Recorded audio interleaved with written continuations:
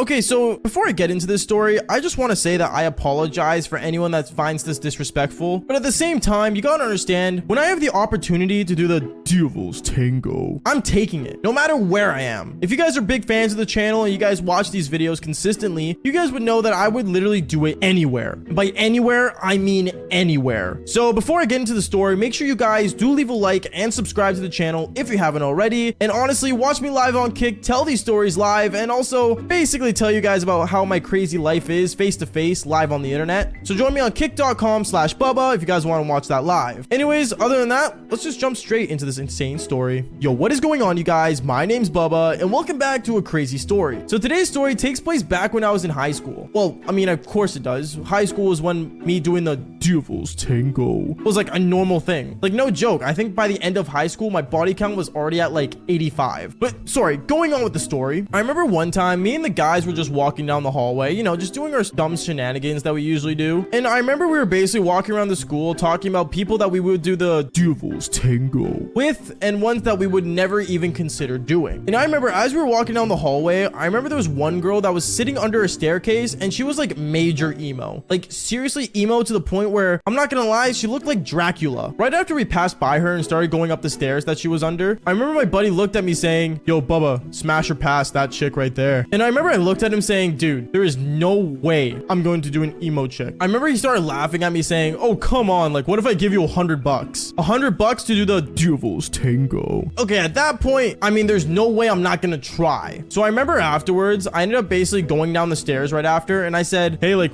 what you up to? I ended up sitting beside her under the staircase. And I'm not gonna lie, it was really gross under there. Like, there was like a spider web, like literally like above us. But anyways, going on, I remember she looked at me saying, what do you want? Oh, nothing. I'm just trying to talk, you know, is what I said to her. She ended up looking at me saying, okay, like, you got like a problem or something? Like, what is it? Oh, nothing. I'm not gonna lie. Like, I just find your bracelet really hot on you. I remember she looked at me as if she wanted to kill me. And then she said, thanks. I got it from like Zoomies. Oh, cool. All right, nice. And then afterwards, I remember I decided to just get this conversation over with and basically pulled out my phone and said, yo, so you got like Snapchat or something? I remember she looked at me and said, you know, the government's like listening to you when like you use Snapchat and stuff. Like, you're actually so dumb. Just here, if you want my number, you can take that. Okay, cool, I guess, is what I said afterwards. And I remember I ended up getting her number and I told her I'll text her tonight. And to be honest, she said she had plans and I didn't know what that meant, but I just left anyway. I remember I went back up the stairs and my buddy, when he found out that I actually got this girl's number, he kind of started laughing and freaking out. And then that's when he told me, dude, I'm telling you right now, if you smash that girl, you're insane. Dude, watch me. Of course I'm gonna do the Devil's Tango. Like, it's literally in my DNA to do it. I remember he started laughing and we ended up going into class. And basically throughout the whole school day, I was just thinking in my mind, how in the world am I gonna end up doing the Devil's Tango with an emo chick? Like, what? Anyways, going on with the story, I remember after school came around and basically I got in my car and started driving home. But before I started driving, I remember I decided to go on my phone and basically shoot a message at this emo chick saying, yo, like, what you doing tonight? I remember I got no response for like 2 hours until like 6 o'clock, where I ended up getting a message saying, I'm like going to like visit my uncle. Like, do you want to come with me? Oh yeah, sure. Why not? Now, you gotta think, this chick's emo. So like, I can't imagine her uncle. Like, I don't really want to imagine her uncle, but like, come on, like, you gotta admit, it's gotta be something freaky. So I remember, just for the kick of it, I decided to basically drive down to her house. And when I picked her up, I'm not gonna lie, she lived in a really nice house and her dad drove a Porsche. Like, there's something seriously wrong with this chick. Either she's like an outcast in her family or she's adopted, or I don't know, something's off with her. But I remember when she entered my car, she was wearing the same emo outfit from when we left school. So clearly she didn't change nothing. And I remember me and her, we started like basically driving to her uncle's place. She ended up basically giving me like directions of where to go. And she didn't want to put anything down in the GPS because she said her uncle's like a very like secretive thing to her, which makes no sense. Like, unless you're doing the Devil's Tango with your uncle, there's no reason his address should be kept a secret, especially when I'm driving you, but it's whatever. I remember I started driving her and basically as we were on the way there, I remember I asked her saying, so like after your uncle, do you want to like go back to your place? You seem like you have a really nice house. My parents are home, so like I'd rather like just go do it at my uncle's. You want to go do the Devil's Tango at your uncle's, is what I said afterwards. She started looking at me and started laughing and she's like, don't worry, it's not my first time. And we basically ended up, you know, continue driving. I remember as we were driving, we started passing by like a giant graveyard that that was in my city. Like, it was a massive graveyard. And right as I see like the turn in for the entrance to the graveyard, she told me to turn in. And that's when I realized that her uncle was dead. Yeah, her uncle was dead. We were gonna go visit a tombstone. Not even her actual uncle. We were visiting a rock that was representing her dead uncle. Sorry, that sounds really disrespectful. And honestly, like, rest in peace to her uncle, but like, holy cow, are you serious? Anyways, going on, we were basically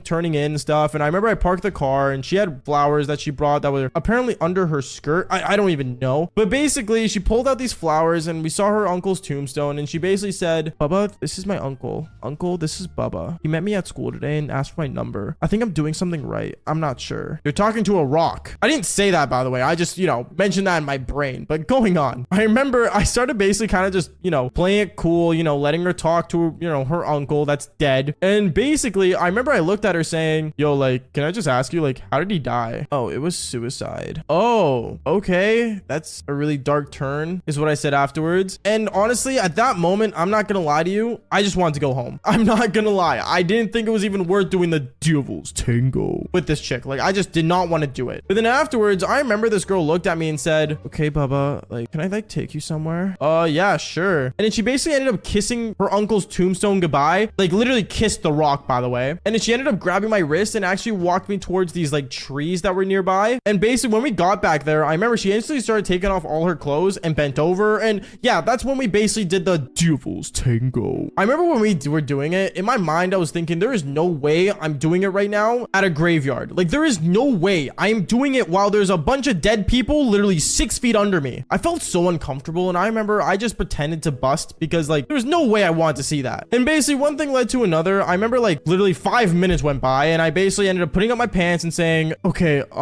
I think we should probably head back. Want me to drive you back? Oh no, I usually like to tell my uncle my experiences. I'll just take the bus back. You can like go. You're going to tell your uncle that you just did it at a graveyard. What? I don't know. I felt super weird and honestly, I did not want to be there any longer than I have to. So I remember I got in my car, I ended up driving back home and I called my friend and told him all about it. And yeah, I did get $100, but honestly, it wasn't even worth $100. Maybe like $500, I'll do it again. I don't know. But basically, that is it for today's story. Make sure you guys leave a like and subscribe to the channel if you haven't already. And like I always say, just follow for more embarrassing stories. Peace out, guys.